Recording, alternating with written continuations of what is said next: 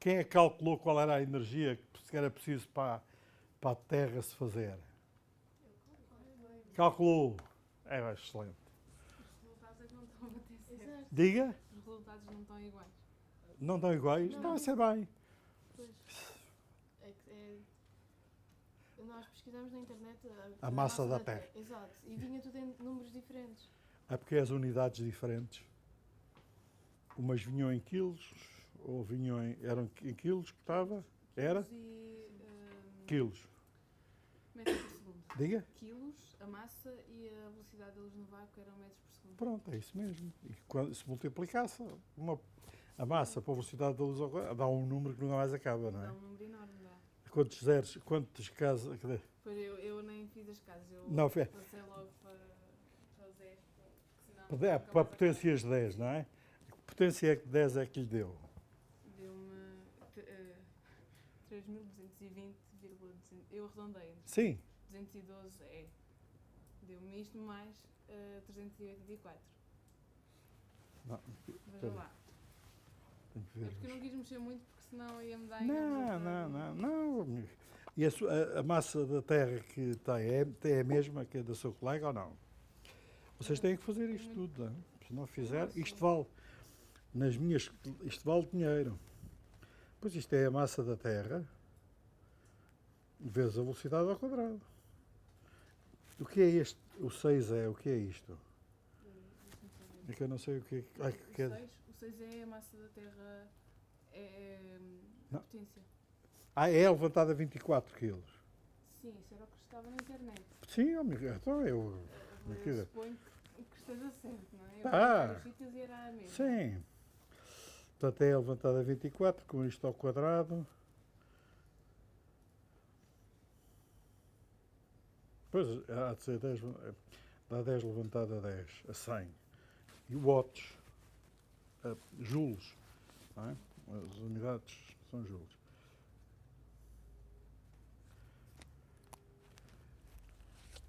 É um bocado de energia, não é? É um bocado grande. É um bocado grande. Diga lá. Só para dar um recado. A Marta Monteiro, ela está doente. E ela só quis que eu lhe avisasse que ela não vai ao hospital doente não, porque se anda... Não, coitada. O que é que está? Mas é uma coisa assim, má mesmo ou é gripe? Está com febre, amigdalite ou assim. Ah, faz parte de estar vivo. Não é nada de mesmo. Uma coisa que não passa. Então, da última vez, fizemos aqui as contas que amedrontaram aqui. Como é que se chama? Desculpa lá. Leonor. Que a Leonor ficou amedrontada, que foi a energia que é precisa para fazer o planeta. Por isso é que a gente não é capaz de tomar conta dele, é porque nós estamos a falar em energias desse tipo.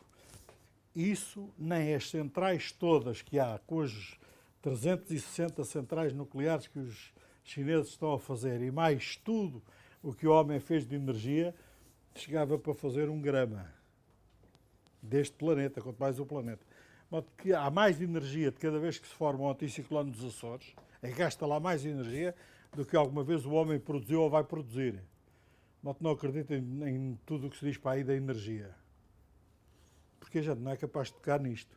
E é bem que a gente não tome conta do planeta, mas a gente deve tomar conta de nós. Lembram-se que havia lá um bocado que era a entropia, que era a confusão que a gente semeava. E para a gente viver tem que semear confusão à volta, porque senão a entropia interna começa a subir e a gente passa de vivos afinados. Mas a gente não deve tomar conta do planeta, porque a gente não sabe, nem tem, para estes números de energia que a Leonor calculou, não há possibilidade nenhuma, nós tomarmos por conta do planeta, a não ser fazer as neiras para nós. Porque o que a gente devia ter como ambição era, e quando vocês fizerem design, têm que ter a ambição que a entropia externa seja o mais pequena possível. E tomarem conta de nós, ou seja, se poluírem a água, quem é que deixa de lá poder beber? Nós. Quem é que lá deixa de poder tomar banho? Nós. Quem é que lá deixa de poder pescar? Nós. Mas há muita bicharada que vai poder lá viver. Quando o Rio Trancão estava completamente poluído, se fosse possível às bactérias, aos vírus e às ratazanas escrever os anais da história, aquilo era os anos de ouro dos alimentos para eles. Portanto, a gente, quando polui a terra, polui para quem? Para nós. E quando polui o ar, deixa de poder respirar. Mas que a grande ambição vossa vai ser tomar conta de nós. Se tomarmos bem conta de nós, a gente não espalha tanta entropia, quer dizer, também lixo à nossa volta. E, portanto, acabará por ser menos predador do planeta, especialmente porque somos inteligentes. Hoje vamos olhar para a maneira como nós vemos o mundo. Estes são os livros que eu vou aconselhar que vocês vejam. Infelizmente estão todos em inglês, mas não tem mal. Eu tenho-os lá em cima, sempre que vocês queiram podem ir lá ao Gabinete 50 vê-los. E eu vou mostrar-vos parte disto. O grande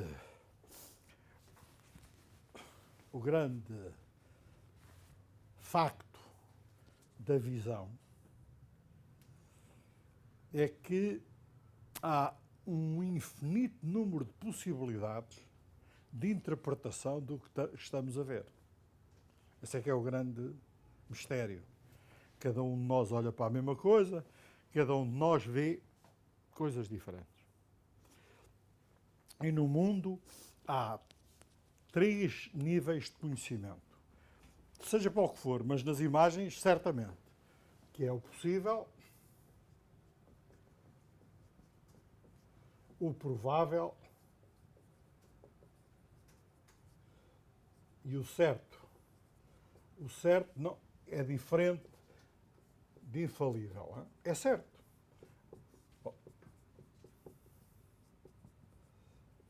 Mas não tem a ver com a infalibilidade.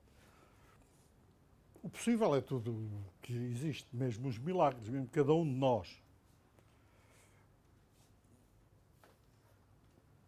Cada um de nós é um milagre, porque o acaso de nós existirmos tal como somos depende do material genético do nosso pai, de ter encontrado com o material genético da nossa mãe naquele instante e ser aquele. Portanto, se calcularem a probabilidade de nós existirmos tal qual como nós somos, é a mesma probabilidade de existir um cristal de gelo no Sol. Todos nós somos um milagre. Mesmo um milagre, porque somos completamente improváveis. Mas como as possibilidades são imensas, esta probabilidade existe de nós existirmos. Porque se não houver muitas possibilidades, a probabilidade também nunca pode ser muito elevada. Os designers têm que criar coisas que sejam possíveis de muita maneira. Possíveis de muita maneira. E depois que sejam capazes de ser interpretadas de muita maneira, porque no fundo, é assim que nós vemos as coisas. Porque é que, perante uma imagem, a nossa interpretação da imagem é tão variável? É por uma coisa que nós já falámos aqui, que são os nossos argumentos perante um qualquer fenómeno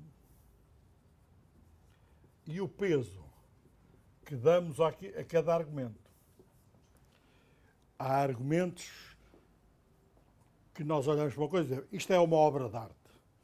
E há umas quantas pessoas que dizem, é uma obra de arte por isto, por aquilo, por aquilo. E a cada argumento que invocam para dizer que é uma obra de arte, põem um peso. Uns têm mais peso, outros menos peso. A este conjunto dos argumentos e dos seus pesos, é aquilo que já tínhamos falado, é o sistema de crenças. De modo que cada um de nós tem um sistema de crenças. E depois tem que observar o mundo. Se aquilo que é a interpretação da imagem depende do sistema de crenças, quer dizer que nós olhamos e observamos com os olhos, mas vemos fundamentalmente com o cérebro. Aliás, esta imagem fantástica que vocês estão a ver, 270 graus, É uma imagem fantástica, 2:1, uma coisa fantástica. Esta imagem só existe no cérebro. Esta imagem não existe nos nossos olhos. Nos nossos olhos, o que existe em cada momento, à distância que eu estou de vocês, no máximo estão focados 5 centímetros. No máximo. O resto está tudo, mas completamente desfocado. Se pusessem no fundo do olho um filme para ver o que é que eu estou a ver da sala, estava um bocadinho focado e o resto completamente desfocado. E eu, o que é que eu tenho que fazer e o que é que vocês têm que fazer todos os dias? E a todo momento. Têm que tomar uma decisão. É a decisão que nós tomamos mais vezes por dia. E se eu vos perguntasse qual é a decisão que a gente tem que tomar mais vezes por dia, era difícil de responder, não era? Era difícil. Porque, outra vez, nós estamos sempre a fazê-la. Uma verdadeira decisão a gente só toma quando não sabe mesmo o que é que há de fazer. Nós vamos por uma rua, depois está lá uma bifurcação, não está lá indicações nenhumas. A gente não conhece aquilo de todo, não tem GPS. Vai para a direita ou vai para a esquerda? Temos de tomar uma decisão. Ou vamos para a direita ou vamos para a esquerda. Depois de tomar a decisão, somos muito bons a explicar. Se encontramos aquilo que queremos, é dizer, pá, eu não me enganei. Se não encontrarmos, é pá, enganei-me, mas havia outra hipótese. Ou decisões é quando a gente não sabe o que é que há de fazer. Então, a decisão que nós tomamos mais vezes por dia, sabem qual é? Uma coisa tão simples. É para onde olhar a seguir. É, não é? São milhões de vezes por minuto. Para onde é que a gente há de olhar a seguir? É um grande mistério, não é? Nós, em cada instante, temos que saber para onde olhar a seguir. E temos mesmo, porque, para construir esta imagem fantástica, então desta turma é verdadeiramente fantástica e fabulosa, que eu tenho cá dentro de mim, eu tenho que fazer o varrimento do objeto que está na minha frente. São vocês. Mais esta sala toda. Mas, ao contrário da televisão, a televisão lá em vossa casa também faz um varrimento, vai escrevendo de linha a linha. Depois, quando acaba na última linha, começa em cima, só que faz a uma velocidade que nós não nos apercebemos. Mas está a fazer um varrimento. É um varrimento sem inteligência, é um varrimento sempre igual. Agora, o varrimento que eu faço quando estou a falar para vocês desta sala para construir esta imagem fantástica é seletivo. Agora estou a olhar para si e a minha córnea faz com que ele esteja focado. Depois olho para o meu amigo aí e a córnea mete-me a sua cara na minha retina. E vou fazendo movimentos sobre a sala. Claro que na periferia, aquilo que está a acontecer além daquelas janelas, e que eu vejo cá, na minha memória, só atualizo de vez em quando. Podem acontecer ali uma série de coisas, como eu estou agora focado em vocês, podem acontecer além e eu não me apercebo. O que não quer dizer que aquele bocado daquela varanda do outro prédio não esteja dentro de mim, numa memória. Mas então, nós temos um objeto fantástico que se chama esta coisa miraculosa chamada, espero ter aqui num dos livros, é esta coisa, o olho.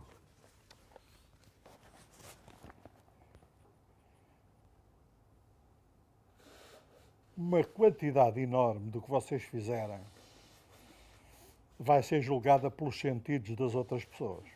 Pelo tato, pelo ouvido, pelo cheiro, mas fundamentalmente pela visão.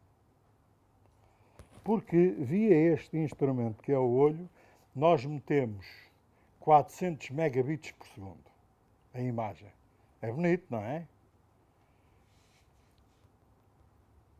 Cada vez 400 megabits por segundo. Isto faz por minuto qualquer coisa como 24 gigabits. Hã? Ao fim do dia metemos terabits, que nunca mais acaba, via visão.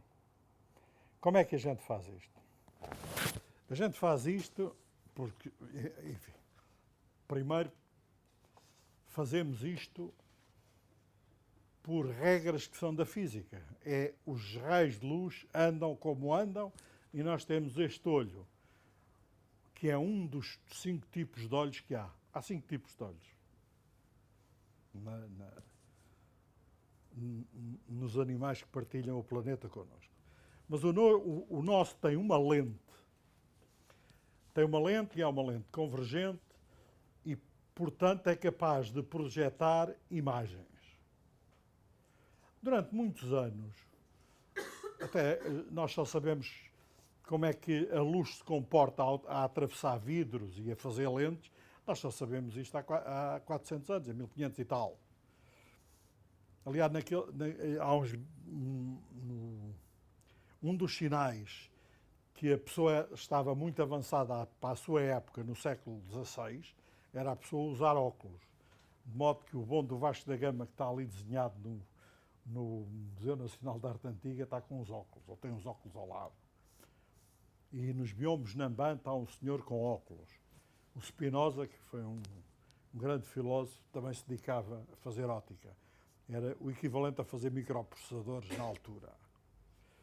E o que é que faz uma lente? Bem, uma lente permite pegar num objeto qualquer que está longe e fazer a sua semelhança. Os gregos, por exemplo, acreditavam que a gente via porque nós, ou qualquer objeto, possuía um número infinito de semelhanças. E de cada vez que a gente olhava, por exemplo, para este livro, a semelhança dele vinha até mim, entrava para o olho e ia até ao cérebro. Claro que isto tinha algumas dificuldades. Uma era quando se encarava ao sol e a gente tinha que fechar o olho, não é? Que era uma semelhança que doía. Portanto, era difícil. Depois havia outra que era quando a gente olhava para o ouriço do mar, a semelhança dele entrava e não arranhava isto. Mas foi durante muitos anos o que havia para explicar porque é que a gente via. Até que no século XVI se percebeu como é que há objetos que produzem imagem. Os primeiros estudados foram os espelhos. Os espelhos é muito simples. Tenho aqui um objeto e um objeto passámos a acreditar que emitem raios de luz.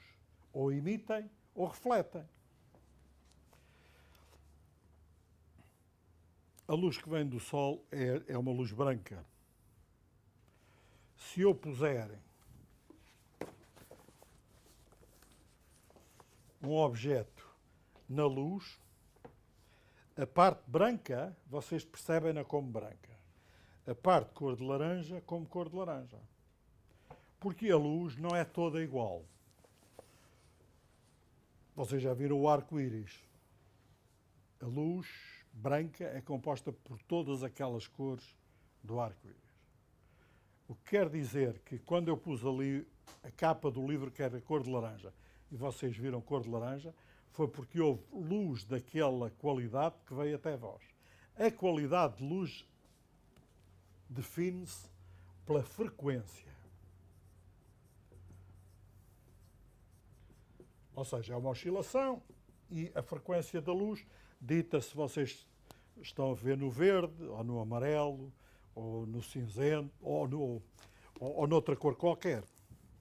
As cores que nós vemos são de todas as oscilações que há e que estão presentes no nosso mundo, são um intervalo pequeníssimo. Nós só vemos frequências dentro de um intervalo que é relativamente minúsculo. Nós vemos dos infravermelhos até aos ultravioletas, mas não é mais do que isso. Nós só vemos isso. E isso é uma parte ínfima do que nós vemos. Vocês vejam, de todas as frequências de que há objetos que podem transmitir informação, nós só vemos este bocadinho. Por exemplo, as abelhas, quando olham para flores, quando olham para flores brancas, nós dizemos, aí está uma flor branca. As abelhas... Não é assim, é ali. Desculpa lá. Não faz mal. As abelhas veem um bocadinho mais nos ultravioletas. E, portanto, aquilo que nós chamamos branco, as abelhas veem uma infinidade de cores. Porque nós só vemos o arco-íris. Não vemos mais. Fora do arco-íris, nós não vemos. Ninguém sabe que sensações nos provocam as frequências que estão fora daquilo que chamamos luz. O que a gente chama luz é uma pequeníssima fração do que anda para aí como radiação. Nós, por exemplo, é nos infravermelhos, nesta zona toda dos infravermelhos. Nesta zona, se nós víssemos nos infravermelhos, éramos uma enormíssima lâmpada, 100 watts. Mas há seres vivos que veem nos infravermelhos, há outros que veem nos ultravioletas. Quanto mais pequeno se vê, quanto menor a frequência, mais ela penetra. Os raios X dão para ver por dentro da gente.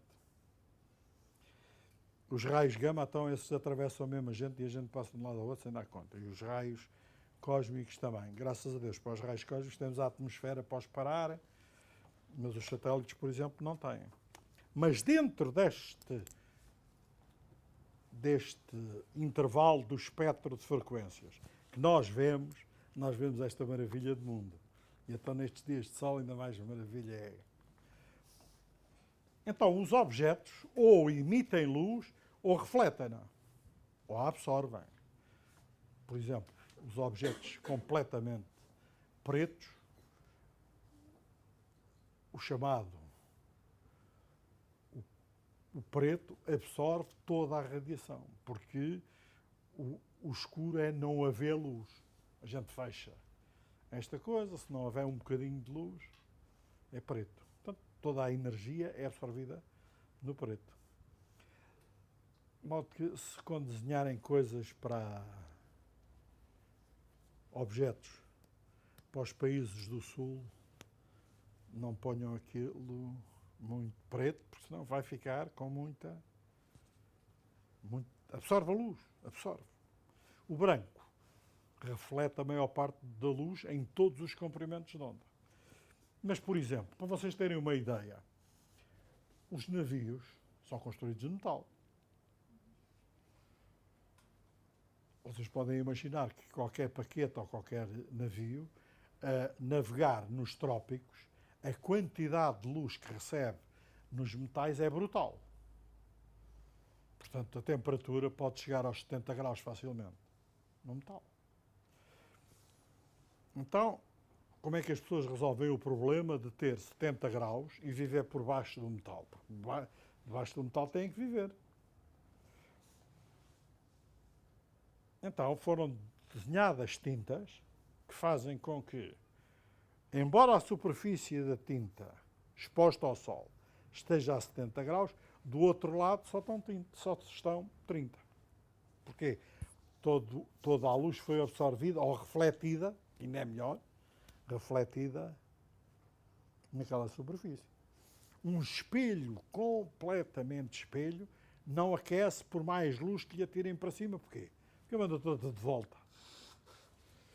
As primeiras coisas estudadas foram espelhos. Como é que criavam imagens. E havia um mistério. Quando a gente olhava para o espelho, o lado esquerdo ficava do lado direito, o lado direito ficava do lado esquerdo. Não é?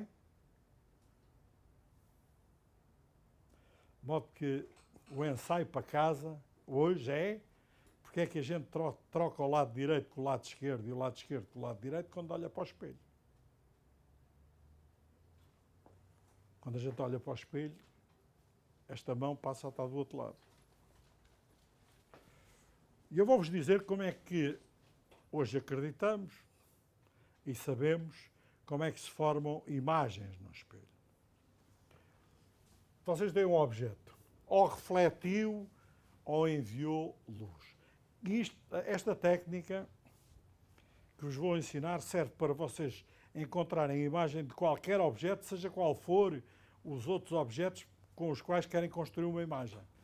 Vocês fazem sair do objeto dois raios. Acontece que cedo se descobriu que se isto for o ângulo de incidência, o ângulo de reflexão é igual. Estes dois ângulos são iguais.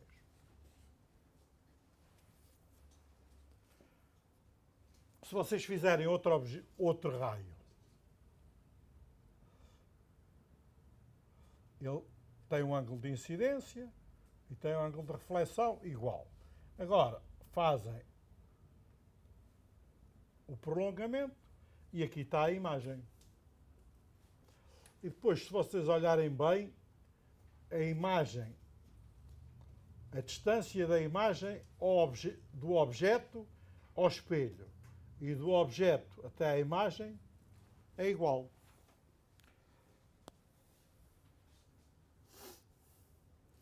De modo que se vocês quiserem alguma vez, muitas vezes vão ter que pôr espelhos em objetos que vocês vão desenhar. Vocês têm duas coisas que têm que saber. Primeiro, é o que é que o espelho vai refletir. Vai refletir no branco todo, vai refletir só no vermelho, vai só refletir no verde. Mas depois têm que saber onde é que ele está a criar as imagens. E não custa nada. Eu vou fazer aqui um exercício. Se o objeto estiver aqui, onde é que está a imagem? Tira uma perpendicular, a imagem está à mesma distância do espelho. Se o objeto estiver aqui, quem é que me diz onde é que está a imagem? Dada por este espelho. O espelho está aqui. Onde é que está a imagem deste objeto?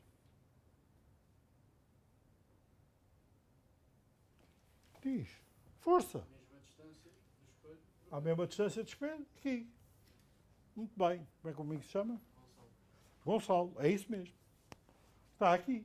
À mesma distância. Na perpendicular. Agora, a outra coisa como designers que vocês vão querer saber é em que posição é que as pessoas têm que estar para ver o que é refletido no espelho.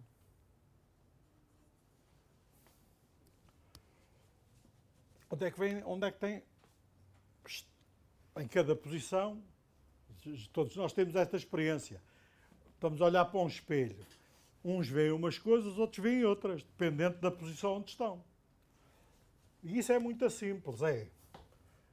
Suponham que isto é uma pessoa, que esta pessoa é um de vocês. O Gonçalo está ali, o Gonçalo é que descobriu a imagem disto. Então o Gonçalo, o que é que está a ver? Olha, está a ver isto tudo. Está a ver aqui, está a ver ali. Portanto, esta área toda é a área onde qualquer objeto que esteja ali, o Gonçalo está a ver. Claro que se o Gonçalo estiver aqui, é muito diferente. É o que é refletido para aqui, é o que é refletido nos bordos do espelho, e portanto ele está a ver esta área toda. Tudo o que aparecer nesta área está a ser visto por Gonçalo. Eu faço aqui outra vez o exercício. A pessoa está aqui. o que é que vê? Olha, vê tudo o que estiver aqui, na reflexão do raio que vai no bordo do espelho, na reflexão do raio que vai no bordo do espelho, de modo que vê isto tudo. Ou se quiserem, podiam fazer de outra maneira, calculavam onde é que está a vossa imagem e tudo o que estiver no cone definido por vocês, mais os bordos do espelho, está a ser visto por vocês. Portanto, desenhar qualquer coisa com espelhos não é desenhar o mesmo para toda a gente. Depende de onde é que cada um está. E vocês já perceberam o método para calcular qualquer imagem. A gente faz sair do objeto 2 raios e vê como é que é a trajetória dos 2 raios. No caso do olho, a gente não tem um espelho. Nós temos uma bendita lente muito complicada, muito complicada. Sob o ponto de vista fotográfico, o olho seria uma desgraça. Qualquer produtor de máquinas fotográficas ficaria horrorizado pela qualidade de imagem do nosso olho. Mas não há imagem mais fantástica do que a gente cria com o nosso olhar, não é? Porque é criada cá dentro. As grandes objetivas que nós temos apanham um determinado ângulo, fazem uma imagem completamente plana, mas não há inteligência por trás delas. Fazem aquela imagem. Como é que fazem aquela imagem? Por artifícios imensos. Estão a ver que nós somos muito bons a fazer esferas. Superfícies esféricas é uma coisa que se fazem facilmente. Vocês lá embaixo, se chegarem lá à oficina e pedirem lá ao Sr. Miguel para vos fazer uma superfície convexa ou côncava, ele vai ao torno e faz aquilo em 30 segundos. Somos muito bons. Tudo quanto anda à roda e seja redondo, somos muito bons. Cilindros já a gente tem alguma dificuldade. A menos que quando é pneus de carros. Mas agora, esferas e coisas direitas, isso é. Ou cónicas também. Mas foram as primeiras lentes. As primeiras lentes ou eram convexas ou eram côncavas. Esferas. Acontece que, lembram-se daquela, quando foi o princípio dos mínimos, do mínimo do Fermat, a luz andava de um ponto para o outro, de maneira que fosse o menos tempo possível. Vocês têm, a luz parte daqui, chega à superfície onde o ar se separa do vidro e aproxima-se da perpendicular à superfície. Então fará o mesmo aqui nas esferas, na superfície. Em cada ponto faz isso de maneira diferente. E na próxima aula vai ser uma aula só de laboratório. Vamos aos laboratórios fazer 2 coisas. Primeiro, ver como é que a luz anda, mas vê mesmo. E depois vocês vão ver como é que a gente olha, como é que cada um olha. Que é fascinante, porque nós não olhamos todos da mesma maneira. Por causa daquela coisa que é a decisão, para onde é que eu vou olhar a seguir? Cada um decide lá como lhe apetece. Não há nada mais democrático no mundo que como olhar a seguir. Eu vou-vos contar uma história de como é que a gente olha. Nós, desde muito pequeninos, somos treinados a olhar com discrição. Porque os pequeninos o que é que fazem? Querem, por exemplo, ver o que é que o Gonçalo tem ali em cima da mesa, não é? Ou querem ver a mala do Gonçalo, fazem assim. E depois, tu ficaste um bocadinho nervoso. Porquê ficaste? Toda a gente fica, não tem mal nenhum. E depois o que é que a gente faz? Diz aos pequeninos, não faças isso. E a gente habitua-se a olhar discretamente, é a nossa cultura. O que nos dá curiosidade, a gente quer ver. Mas olha discretamente. Na China, não é má educação olhar, se a pessoa quer ver uma coisa, quer ver esta lapiseira. Vai lá e põe-se assim. Se é para ver, é para ver. Ninguém é treinado, não é má educação. Não é? Por exemplo, quer ver a barba, que é uma grande atração. As senhoras lá na China vêm-se assim a ver, não estou a brincar. E na China esta coisa, esta atração, então para os homens com barba, vêm aqui ver. Portanto, cada um de nós olha de maneira diferente e vocês vão ver para onde é que a gente olha. Exatamente, tens toda a razão. Para lá é bom crescer a barba. Exatamente. Mas depois nós olhamos cada um de sua maneira. Nós vamos para o laboratório ver cada um de vocês como é que olha para o mesmo objeto. Porque vocês, designers, por exemplo, têm problemas que vão ter que resolver na vossa vida. Curiosíssimos. Por exemplo, desenhar um impresso. Desenhar um impresso. Há impressos que a gente olha e a gente põe as mãos na cabeça, ou não é? Há outros que parece fácil. Embora às vezes as perguntas lá sejam dificílimas. Há impressos bem desenhados, há impressos mal desenhados, mal concebidos, com um design deficiente. Então como é que vocês podem saber se o impresso está bem desenhado ou mal desenhado?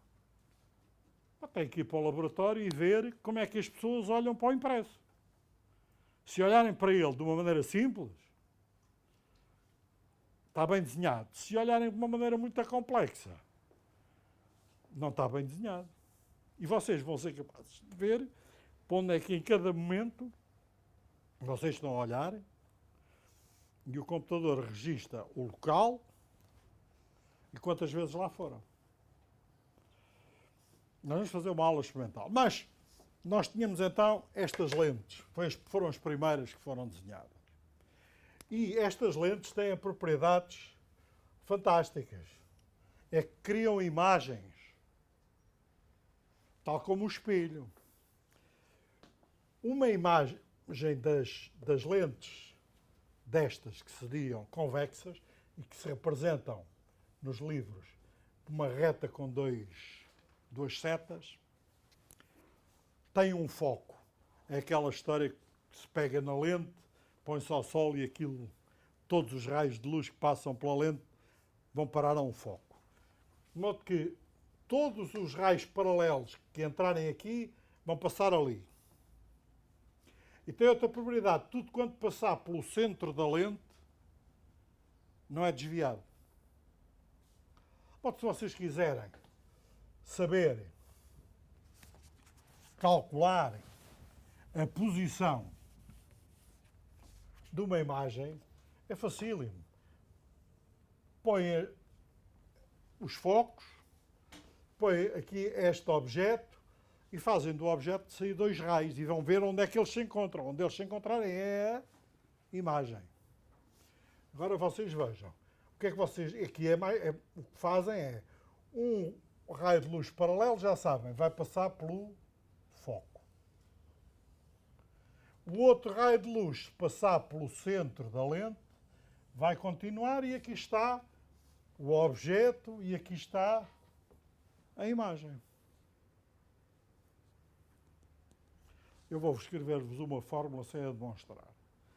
Mas um dia pode ser que vos seja necessária. Se a distância à lente for P, a imagem forma-se a uma distância P', tal que 1 sobre P mais 1 sobre P' é igual a 1 sobre a distância focal. E a distância focal é o parâmetro maravilha de qualquer lente. É a distância que ela mete o foco. E isto é muito importante para vocês, já na vossa idade.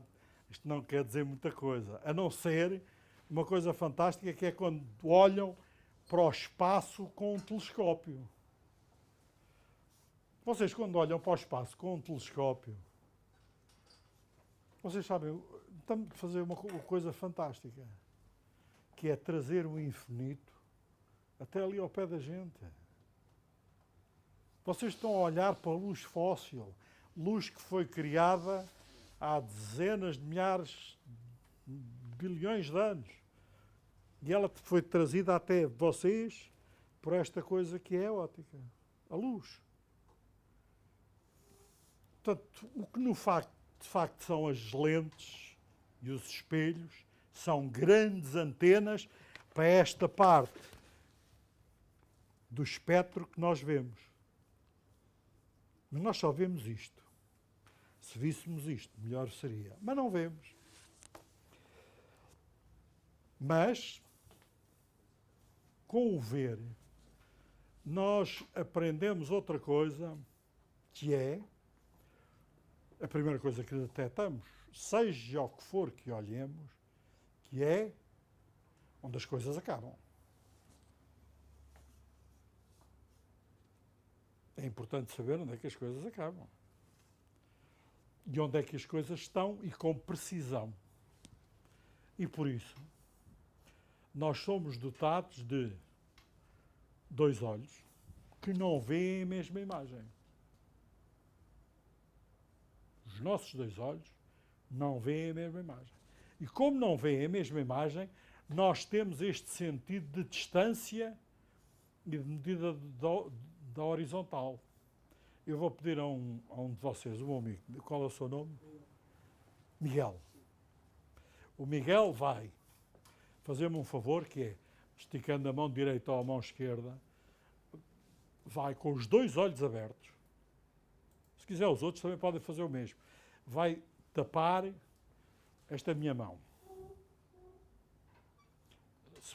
Com o número mínimo de dedos que precisar. Está bem, meu? Hã? Número mínimo. Não, com os dois olhos abertos. Tá? Pronto, ok, meu amigo, tudo bem. Agora, sem se mexer dessa posição, fecho um dos olhos e agora fecho o outro. Houve um deles que a imagem saltou, não foi? Então faça lá outra vez e identifique qual é o olho em que saltou.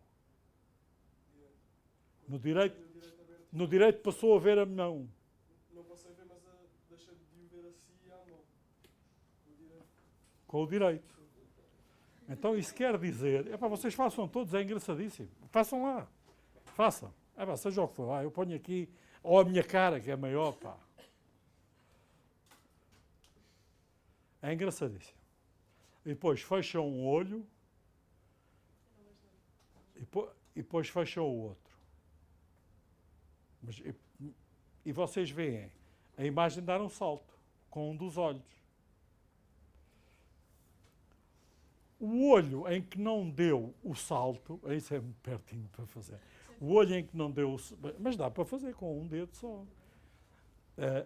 O olho em que não deu o salto é o olho, que ninguém sabe porquê, mas o cérebro diz, a imagem que vem deste olho é que marca a direção para onde eu vou. Portanto, quando a gente está a conduzir com os dois olhos abertos para medir distância. Mas só há um que garante que eu vou naquela direção. É o chamado olho diretor. De modo que se vocês que tiverem em algum desporto que tenha que ter pontaria, está bem? Por exemplo, jogar bilhar, que a gente só faz a pontaria com um olho. Se o parceiro, por acaso, é direito e o olho diretor é esquerdo, nunca mais vai jogar bilhar na vida. Não vai porque não acerta em nada. Porque quem lhe está a dar... Qual é o seu olho diretor, Miguel? Eu acho que foi o direito que me... O direito é que não saltou. Ou saltou? O esquerdo é que não saltou. Então o esquerdo é o seu olho diretor. O meu amigo já... Pronto. Então, o meu amigo então está safo. Está safo. O meu amigo está safo. Porque faz... eu, por exemplo, eu sou completamente direito e o meu olho diretor é o esquerdo. De modo que jogar bilhar ao contrário do que eu tenho a tendência É muito complicado. Todos os desportos, o melhor é treinar depois, fazer as coisas com os dois olhos. Se a pessoa não tem o mesmo, se o olho diretor não é o mesmo que é a tendência que tem para fazer as coisas, não é? Porque a gente desenvolve fisicamente mais um lado que outro, embora haja pessoas que sejam ambidestras. Mas nós temos, o cérebro decide qual é que vai ser o olho. E é uma decisão muito complicada. Sabem porquê? Porque o olho direito, sabem para que lado do cérebro é que ele manda a imagem? Para o lado esquerdo. E o do lado esquerdo manda para o lado direito. E manda de onde? De uma coisa que está no fundo do olho, que se chama retina. A retina é constituída por duas espécies de células. Umas são os cones e outras são os bastonetes. Uma dá mais para ver à noite, outra dá mais para ver de dia. Esse eu tenho para aqui, neste que é mais colorido, uma coisa que mostra os comprimentos de onda de um e do outro. Olha, isto é para só para vocês verem o que é que as pessoas veem e como é que os daltónicos veem. Estão a ver? A gente vê isto tudo. Depois há parceiros que têm buracos de visão. Vêem branco naqueles sítios. Não tem mal nenhum. Se somos chegando a ver... cá está. Isto diz... Parece, não tenho que pôr os óculos. Isto diz rods and cones, não é? Isto é a luz toda que vem do sol. Estão a ver? É o arco-íris. Ultravioleta, vermelho. O sol, a luz é quase branca por causa do X. Lembram-se daquela radiação a 5500 graus Kelvin? É amarela. A luz que é emitida por um objeto depende da temperatura a que o objeto está. Vocês pegam num bocado de ferro e o ferro aí a 1200 graus é vermelho. Mas se lhe passarem aquilo para os 1800 fica branco. Porquê? Porque o comprimento de onda máximo onde aquilo está a emitir está a mexer. Portanto, não é indiferente a luz que vocês escolhem. A cor da luz. Em design, cada vez que vocês usarem uma lâmpada, exijam como é que é o espectro da luz da lâmpada. As lâmpadas não são nem de longe nem de perto todas iguais. Mesmo as que são da mesma marca e com a mesma potência. Ou seja, emitem esta luz de maneira diferente. E o nosso olho durante o dia, quem é que trabalha mais? Os cones. Porquê? Porque estão centrados mais no amarelo. À noite, como é a luz, quase não há luz, estamos a ver para os ultravioletas entram os bastonetes. Mas só naquela área. Claro que vocês dizem, mas então como é que os gatos resolvem esse problema? Os gatos resolvem este problema porque nós temos um sistema primitivo de controlar a quantidade de luz que anda no olho. É um círculo. A íris fecha, quando há muita luz fecha, quando há pouca luz abre. Os gatos, como são muito espertos para verem, e então para detectar movimento. Os gatos o que é que têm? Fecham a íris, mas também a transladam. De modo que vocês, às vezes, quando está um dia de sol e o gato anda no sol todo, aquilo só tem um risquinho, não é? Não é uma coisa redondinha. Só um risquinho no olho. À noite, tem aquilo tudo aberto, os olhos ficam... Portanto, podem ter uma área de entrada de luz muito maior que nós, para de noite. E de dia conseguem ter uma área mais pequena do que nós. Claro que depois há outras adaptações, há outros sensores, há outras coisas. Mas isto é a maneira como nós vemos. A maneira como nós vemos, às vezes, deixa-nos muito confusos. Não é? Aqui vocês... Isto é uma pintura que é muito famosa e chama-se o Enigma. Porque isto está sempre a mexer. Não está? Não está quieto. Esta. Pois não. E ainda mais horrível que esta é esta. Esta aqui a Leonor até tem tonturas quando olham para esta. Já viram? Pá, há ali umas coisas que nunca estão paradas. Pá, os cinzentos, não é? Ah, como é que o meu amigo se chama? Há ali umas coisas. O meu amigo não consegue. O Gonçalo vai fazer um esforço por nós todos para manter uma bolinha cinzenta parada. Estão sempre a fugir, não é? Hã? Hã? Há sempre umas bolinhas brancas. Umas bolinhas. Ah, veja lá. Quanto aos pontos pretos? Ah, É lá que não estou a ver nada. está, meu amigo. Então é que o meu amigo não é capaz de escrever. Parece tipo uns pontinhos no... Entre os quadrados pretos não está a haver uns cinzentos que saltam? Tá, pois. Mas não, eu não estou a ser. Então o que é que vê? Só vejo as bolas brancas, riscos. Vê bolas cinzentos. brancas Sim. e riscos Cinzentos e quadrados. Mas- e não vê nenhuma bola cinzenta. Eu vejo é bolas pretas dentro das brancas. Ah, pois é essas. É as brancas que não Agora são estou a ver, brancas. agora estou a ver. Agora é que o meu amigo se Agora percebeu que tento estava a ver. espalhar para acompanhar, não consigo. Que é que está desesperado, não está? Hã? Não consigo acompanhar. Pois não. Então, não é capaz de manter quieto, pois não? Pá. Não. A minha querida também não. E aí faz uma grande confusão. E isto é porque, isto é a prova que a imagem que nós temos, vocês, como designers, isto pode ser uma atração, já viram o que é uma... Eu vou pôr mais perto. Isto é um enjoo, olha aí. Já viste? Não está quieto. Não é? Os pontos brancos não estão quietos. Já viu? Não estão quietos, pá. Não há processo disto estar quieto. Mas aquela máquina que está ali está quietinhos, olha. Tudo quietinho. Claro que o nosso colega Mário está a ver tudo aos saltos, mas a imagem está quieta. Porquê é que a gente vê assim? Ou porquê é que esta imagem não é completamente estável? É que, primeira coisa, nós temos que saber onde é que os objetos acabam. E para saber como é que os objetos acabam, há um processo que o cérebro faz, que é calcular, e ele ainda está enjoado de olhar para a coisa, ainda está lá com aquilo dentro da cabeça. É, não é? Hã?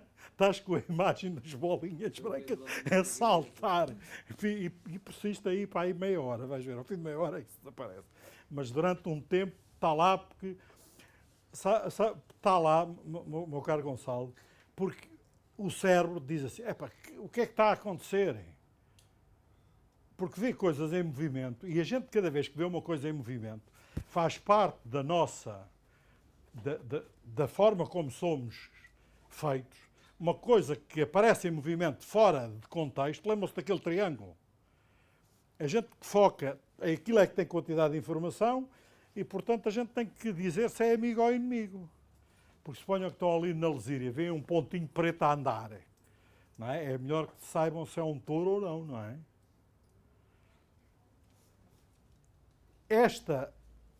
Saber onde é que as coisas acabam e detecção do movimento faz com que o cérebro às vezes persista com imagens para as resolver. Não é capaz de as resolver. Foi um senhor que é o autor deste livro, David Marr, que é, se vocês tiverem curiosidade de alguma vez saber coisas sobre visão, este é o melhor livro que têm para ler e estudar. E aqui há outro fenómeno, o meu amigo vai passando o livro, que é a gente agrupa bocados disto sem querer. Não é? Agrupámos-los. Não há lá nenhum agrupamento está lá desenhado, mas a gente, quando olha, parece que faz grupos. Não é? Hã? Isto já vistes. E isto é dos milhões, aquele mistério quando começámos a aula, as milhões de possibilidades de interpretar uma imagem. Então este Sr. Marre descobriu esta coisa fantástica. Foi, a primeira coisa que nós fazemos no cérebro, é calcular qual é o fim da imagem. O fim da imagem é uma descontinuidade. Está a carteira, deixou de estar. Eu vou-vos escrever, não vou exigir que vocês saibam isto, de cor, mas no coração. Em matemática, no século XIX, foram descobertos 3 operadores, ou seja, coisas que permitem nós saber como é que as coisas funcionam e que são úteis para os designers, embora os designers não... os grandes designers utilizam-nos. Os designers, assim, não. Um é o gradiente. O gradiente, olha, é, por exemplo, a percentagem de inclinação de uma estrada. Os gradientes são muito importantes porque mostram como é que se fazem fluxos. Olha, um gradiente que todos nós conhecemos, e então hoje, é que no mundo há diferentes densidades financeiras, não há? Há diferentes densidades, há países que estão a crescer mais, muito mais, não é? E para onde é que estão a emigrar? Isso é o gradiente. Para onde é o gradiente, quantas é a divergência. O Laplaciano, que é o último dos operadores, o que é que mede? Olha, mede as discrepâncias que há na distribuição de seja do que for. Por exemplo, o Laplaciano do caderno da Leonor. Cada vez que aparece uma linha, o Laplaciano é muito alto porque a superfície é branca, o Laplaciano é 0. Chega à linha, pim, dá um grande salto. Mas vocês estão a ver como é que o cérebro sabe onde é que a nossa cara acaba. Laplaciano baixo, traz um grande salto. Aliás, os computadores hoje têm processadores de imagem que dão os edges. Edge detection, chamam vocês. O que o computador está a fazer é calcular o Laplaciano da imagem. E é aquelas imagens que dá o contorno. Só o contorno. Isso, qualquer processador de imagem faz isso. Isto é o que isto faz. A primeira coisa é, portanto, saber onde é que está o limite. E depois é pôr cor no objeto, diferenciá-los de outro. O que é que acontece neste bendito objeto? Neste bendito objeto é que vocês estão a ver a retina, quando olha para a intersecção de quatro quadrados, quando olha para aqui, uma célula diz-lhe, está lá preto, ou seja, não há reflexão de luz. A outra célula diz, está cinzento, a outra diz que está preto, a outra diz que está cinzento, a outra diz que está preto, dá cinzento, a outra diz que está preto, e há uma que diz, está branco. E o cérebro diz, não deve estar bom da cabeça, e põe lá um cinzento. Aquele ponto cinzento que estava sempre aos saltos, é onde vocês estavam a olharem. Como estão sempre a fazer varrimentos, o cérebro, para o sítio onde vocês estavam focados, dizia, ele não pode estar a ver isto, então está tudo preto à volta e cinzento, ali está branco, não pode ser. Mete lá o cinzento. Isto é independente da nossa vontade. Mas mostra a maneira como nós vemos. E para quem vai fazer design, saber como nós vemos é completamente essencial. Antes de fazer, porque às vezes pode ser se mandarem fazer o Aston Martin, especialmente para os decoradores de interiores, isto não pode ser feito de qualquer maneira, porque a gente vê de maneiras muito específicas. Aliás, como verão na próxima aula. Na próxima aula vamos mesmo para um laboratório, ver como é que a luz anda, E vamos ver isto. Aqui fazemos ao contrário, como é tudo branco e vemos pontos pretos, a gente tende, cada ponto está focado, a gente tende a pôr lá um padrão. Vocês não se fartaram de ver rosinhas aqui, rosetas. Não estão cá rosetas nenhumas. Nenhumas. Só que a máquina cá dentro diz, isto não pode fazer sentido, e faz tudo para fazer sentido com o mundo que está à nossa volta. Porque fazer sentido com o mundo que está à nossa volta faz parte da nossa sobrevivência. Que é uma maravilha. E a maravilha é que nós vemos com uma coisa que se chama, ou com um método que se chama o dos autómatos celulares, que é como é que os vizinhos influenciam a gente. Um autómato celular funciona assim. Suponham que é um pixel. Vocês sabem o que é um pixel? Não é? É um elemento. Sabem de onde é que vem a palavra? Sabem ou não? Se não saberem, não tem mal. O privilégio dos alunos é não saber. Pá. Não tem mal nenhum não saberem. Pá. Foi uma das primeiras lições de quando era professor muito jovem. Encontrei outro mais ou menos da minha idade, da Universidade de Virgínia. E comecei-me a queixar que os alunos não sabiam isto, não sabiam aquilo, não é? E ele olhou para mim e disse-me, o privilégio dos alunos é não saberem.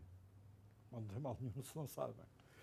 Mas eu vou recapitular. Pixel quer dizer picture element, é um elemento da imagem. Vem disto, picture element. Pixel, ok? Deu pixel. Vocês têm um pixel. A retina, cada cone e cada bastonete dá um pixel. E isto manda uma intensidade. Isto é o pixel 1, 1. Depois tem aqui o outro pixel, o outro pixel, o outro pixel. Vamos chamar A, B, C, D. E a incógnita está o que é que ele vai ver ali. Se a intensidade no A for I de A igual ao I de B, igual ao I de C, igual ao I de D, o que é que o cérebro põe ali? Se nós estivermos com a córnea e o cristalino de tal maneira que estamos focados ali. Olha, põe a média, põe o valor de IA mais IB, mais IC, mais ID, neste caso, a dividir por 4 e põe lá o cinzento. Porque cada cone e cada bastonete influencia a sua vizinhança toda. Aliás, foi o que vocês acabaram por ver, por isso é que os pontinhos nunca mais paravam. Cada vez que se focavam, o cérebro fazia esta operação. Isto é uma maneira até de descrever o mundo. Se vocês forem à net e procurarem o jogo da vida, façam isso que é giríssimo. Jogo da vida, está bem? Depois, no jogo da vida, vocês vão encontrar os autómatos celulares, que é uma regra que permite, sabendo o valor em 2 locais, determinar o terceiro. No exemplo que eu vos dei da visão, era saber em 4 locais, determinar um quinto. No jogo da vida estão 2, ver o que é que dá. E vão ver padrões fantásticos. Verdadeiramente fantásticos. Aparecer diante de vocês. Porque os autómatos celulares, para além de descreverem a maneira como o cérebro registra o que está a receber de cada célula, é influenciado pela sua vizinhança. E a maior parte das coisas na vida são influenciadas por aquilo que está à nossa volta. Uma das coisas que vocês viram no Aston Martin foi que eles fizeram aqueles testes com cerâmica e depois puseram um metal para ver como é que os líquidos ou o ar andam à volta do metal. Como é que aquece? São tudo regras de vizinhança. E hoje ficávamos por aqui. Que hoje foi denso. E com umas bolinhas que ainda não sei. Já estão, agora já saíram. Agora já está tudo normal, mas ali um bocadinho. Já passaram 20 minutos, mas a persistência é grande. Portanto, na próxima vez vocês venham preparados. Preparados, quer dizer, não precisam de trazer. Epá, se pudessem trazer o menos tralha, como é aula de laboratório, se pudessem trazer o menos tralha possível de. Epá, porque o laboratório tem o tamanho que tem, está bem? Depois tem que deixar coisas de fora. E eu quero mesmo que vocês vejam como é que a gente vê. O conhecimento de como a gente vê, eu aconselho-vos estes 3 livros. Não é por causa da cadeira, nem é por causa de passarem exames. É para quando vocês forem mesmo designers. Quando vocês forem designers, seja do que for, vocês vão ter que saber isto. Ou melhor, não têm que saber isto. Mas os que souberem saber isto vão fazer design melhor. Eu não sei se vocês depois querem vir aqui copiar as referências. Eu pedi que a biblioteca os tivesse. E irá ter a tempo, certamente, do semestre. Mas para vocês mesmo, se quiserem comprar um, comprem este. Vision and Art, The Biology of Seeing. Este. Se quiserem perceber mesmo como é que as coisas funcionam, compram este. Mas é pesado. Se quiserem um que é o intermédio entre os dois, é Visual Intelligence. É como é que a gente, com o cérebro, vê e cria o design das coisas à nossa volta. Porque vocês viram que aquele pontinho cinzento não era criado pela vossa vontade. O pontinho cinzento não era. Não foi a vossa vontade que ditou. Se vocês tivessem desenhado um padrão de um tecido assim, vocês iam ter uma grande surpresa quando o vissem e viam lá os pontinhos cinzentos aos pulos. Portanto, como a gente vê o mundo é decisivo, como a gente concebe e faz o design do mundo. Portanto, e o ensaio é? Isso é saber porque é que trocamos lá direito os esquerdo quando nos olhamos no espelho. Exatamente. Força! Os outros ensaios que ainda não conseguimos entregar. O meu amigo ou os entrega. Ou os entrega da próxima vez, ou já não tem hipótese, mas... O que eu foi entregar na última vez. Força! Isso é... Epá, vocês estão a pôr o número, não estão? Não, eu por acaso não pus. É, pá, se me fizeres o favor, escreve o nome todo e o número, porque só com o nome de artista não chega.